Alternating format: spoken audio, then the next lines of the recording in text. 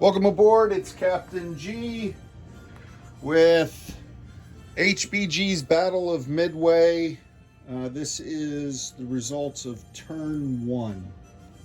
So, turn one is an abbreviated turn.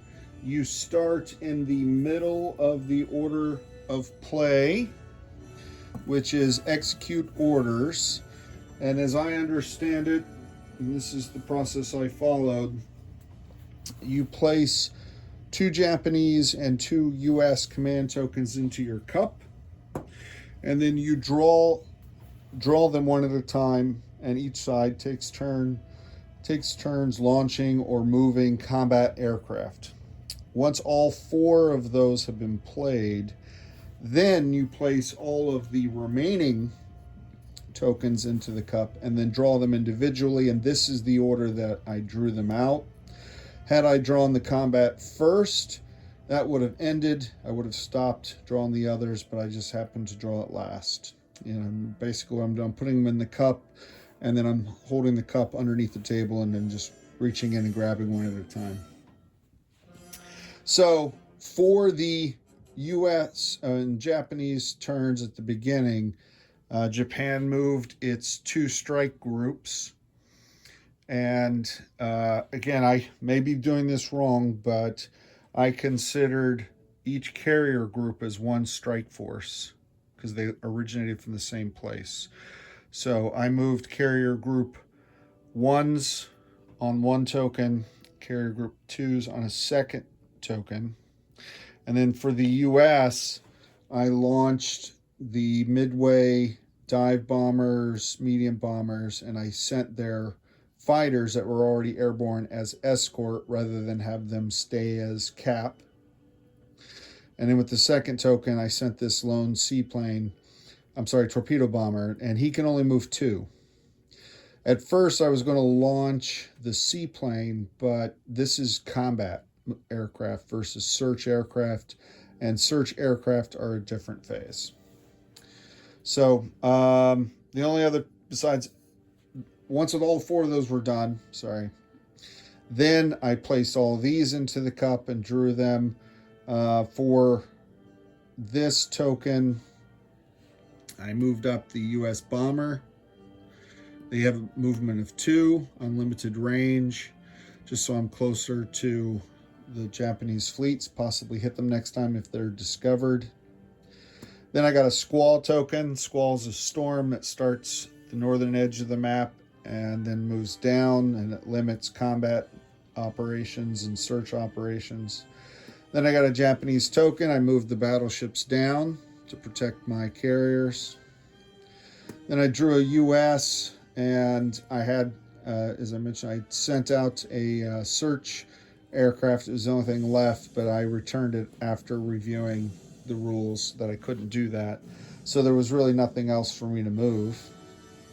I don't think these guys can move twice in one turn since I already moved them. But if that's wrong, let me know in the combats. It was hard for me to tell. And then another Japanese token. So I moved these cruisers out of the Japanese reinforcement zone. So in the future, I could bring in perhaps the other battleship and that 5th carrier, the light carrier, perhaps. And then I got a battle token. So everything got to move at maximum. So battle token, the only combat this turn was the Japanese attack on Midway. Rather than place them on the map on this battle board, which is designed, you would put the AA in the middle, and then the aircraft would come in on a path. I had no cap and no escort ships or anything, so really it was just the aircraft moving 1, 2, and then here. So I just rolled dice. And if that's wrong, I'm welcome. I welcome any input corrections to what I'm doing on this. So I rolled the AA. I got 4 hits, 4 out of 6, so that I felt pretty good about that.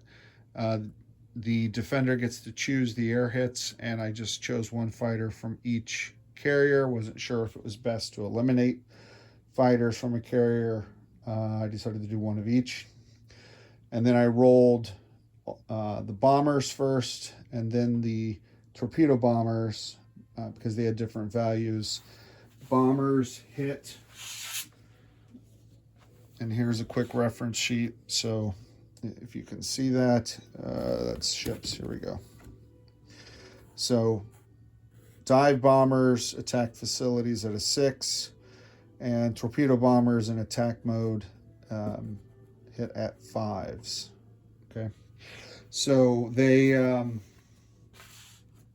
got a total of 5 hits, and my understanding of the rules is that the base defense can absorb 1 hit per attack. I assumed that was all considered 1 attack. If that's wrong, let me know again. So I took out 1 AA and I placed 4 damage points on the airbase. So it's still not knocked out, but it is severely damaged and limited in its operations. So this will trigger Nagumo's dilemma of, does he launch another, on turn 2, does he launch another wave of bombers to come finish off that island so he can bring in his invasion fleet? Or does he switch his bombs and torpedoes and do the classic, what do I do next? No surface ships have been discovered, because again, that's under the search phase, and turn 1 is an abbreviated turn. So that's it. It's slow going because I'm learning this. This is the very first time I'm playing it. I'm excited about it. I love the mechanics so far, but let me know in the comments if I'm making mistakes. I might be doing terrible strategy. That's something I'll pick up. But if I'm doing a mechanical thing wrong, such as I could have taken all 5 hits on AA to leave the base totally undamaged, let me know. Or if each of these flight groups is considered a separate attack, and then I roll them separately and I can take 1A on each of those, for example, versus all of them being 1 attack, let me know. So that's it for turn 1. This is Captain G, over and out.